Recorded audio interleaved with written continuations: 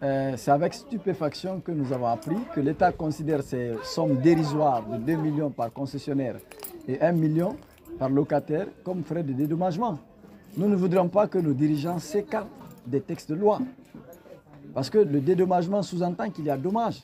Et ça, il revient aux huissiers de publier le résultat de leur constat. Et c'est sur la base de ce constat que nous devrons être indemnisés. Et l'indemnisation se fait par voie de paiement financier au prorata du préjudice subi. Nous voulons dire à l'État qu'il est en train de se détourner de son chemin en voulant bâillonner toute une population de Koronti. Parce qu'en saison hivernale, les textes sont clairs là-dessus, que ce soit locataire ou concessionnaire, personne ne devrait sortir d'une concession en cette période, sous la pluie. Si l'État veut sauver ces familles, des centaines de familles qui sont menacées par la pluie, il lui appartenait de redistribuer les aides qu'il a reçues en faveur des sinistrés, au lieu de les détourner. Alors, si on nous donne ces 2 millions, ce que les populations n'ont pas reçu dans leur intégralité, il n'y a qu'une dizaine de familles, et dans la dizaine de familles, les autres aussi sont allés retourner ces montants. C'est pourquoi je vais vous montrer le document qui fait fi de ça. Voici le document qui montre que les familles sont allées restituer les montants à la mairie, les sommes dérisoires de 2 millions pour dire que non, vous nous avez dit que c'était pour le transport, pour retourner dans nos concessions, parce que vous nous avez invités à une réunion, mais pas pour nous dire que c'est pour préparer nos bagages et quitter, évacuer Koronti. Non, nous ne quittons pas Koronti parce que nous avons déjà commencé le chantier, parce que ces chantiers-là, ces concessions n'appartiennent pas à l'État. Nous les avons commencés sans l'aide de l'État, nous voulons les terminer même sans l'aide de l'État. Est-ce qu'il n'y a pas une incompréhension entre le message véhiculé? Ce n'est pas une incompréhension, nous appelons cela un mensonge d'État. Nous sommes victimes d'un banditisme d'État.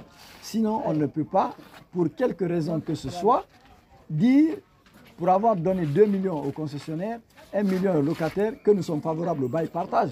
Ce qui n'a jamais fait objet de débat. À chaque fois qu'ils ont demandé, est-ce que vous voulez que ce soit l'État qui reconstruise vos bâtiments ou qu'on vous donne des moyens pour faire de vos bâtiments, à l'unanimité, nous avons réclamé ces fonds que les personnes de bonne volonté nous ont donnés afin de faire le chantier nous-mêmes.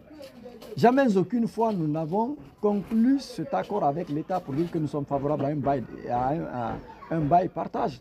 Nous considérons cela comme un mensonge d'État, comme un banditisme d'État, ce que nous condamnons avec la dernière énergie pour dire que nous ne quittons pas Koronti, mais nous n'avons plus aucune confiance à ces dirigeants. Nous n'avons aucune confiance à ces dirigeants, raison pour laquelle nos parents ont dit, puisque ces gens sont venus, ils sont contre la population, ils sont contre nous, alors prenons notre mal en patience. De toutes les façons, la transition, c'est pour bientôt, il n'en reste que 6 mois. Alors, c'est ce que les parents nous ont dit, concentrez-vous sur les chantiers, n'allez pas à la violence, parce que ceux qui sont là, s'ils ne nous aiment pas, au moins prenons notre mal en patience. De toutes les façons, ça n'est terminé presque, parce qu'il n'en reste que 6 mois. Concrètement, qu'est-ce que l'État a fait pour vous depuis cette explosion? L'État a redistribué quelques sacs de riz que nous avons reçus. Mais ce que nous avons toujours réclamé, les feuilles de tôle, les sacs de ciment, les sommes importantes d'argent que l'État a reçues au nom des sinistrés, que l'État vienne nous les remettre afin que nous terminions nos chantiers. Mais si l'État se permet, au lieu de nous indemniser conformément à la loi, qu'il préfère sortir les centaines de familles sous la pluie, que ce soit les locataires d'abord, qu'il est prêt à sacrifier, où ces gens-là, ces centaines de familles vont trouver des logements? Où vont-ils trouver des logements en cette période hivernale? Si l'État est soucieux de leurs conditions... Qu'est-ce que vous appelez accompagnement? Depuis que nous sommes là, l'État n'a donné que les sacs de ciment, les sacs de riz. Et là aussi, ce n'est pas l'État qui les a payés. Ce sont les riz qu'il a reçus pour nous redistribuer. À part le riz, vous n'avez rien reçu? Absolument rien reçu, à part ces vivres-là. Non, de la part de l'État, à part ces sacs de riz, nous n'avons absolument rien reçu. Au total, combien vous avez reçu? Quelle est la somme totale proposée par la mairie? La somme totale, pourquoi? La somme totale pour le coût du transport, en tout, c'est combien? Ils ont dit 1 million par locataire, 2 millions par concessionnaire. Pour vous apprêter, après l'État va vous donner une somme pour que vous allez chercher. D'abord, ce n'est même pas... Parce qu'il ne faut pas que les gens pensent que c'est la somme même que nous rejetons. Non, c'est la formule. La formule, elle est maladroite, elle est injuste. Elle est débarrassée de toute logique, de toute responsabilité. Même si on donnait des centaines de millions, où ces locataires-là même vont trouver des logements en cette période hivernale? C'est là-bas. Deuxièmement, ces concessionnaires-là, on ne peut pas décider à notre place. On n'impose pas le bail partage, ça se discute. L'État, si l'État va communiquer sur les zones de la RTG pour dire que nous sommes favorables au bail partage et dire que toutes les concessions de cette zone, les 55 concessions, nous considérons cela comme un mensonge d'État, comme un banditisme d'État, ce que nous condamnons avec la dernière énergie.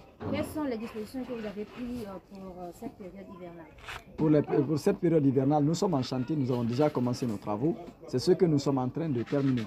Et nous appelons l'aide des personnes de bonne volonté pour nous permettre d'achever ces travaux. Et de la part de l'État, qu'est-ce que vous demandez? Nous n'avons absolument besoin de rien de la part de l'État. Qu'il réinvestisse ces moyens-là que lui, il a dans la lutte contre les incendies. Vous confirmez ici que depuis le drame jusqu'à aujourd'hui, vous avez perçu 0 francs venant de l'État? Non. 0 francs, on n'en a rien reçu. Non.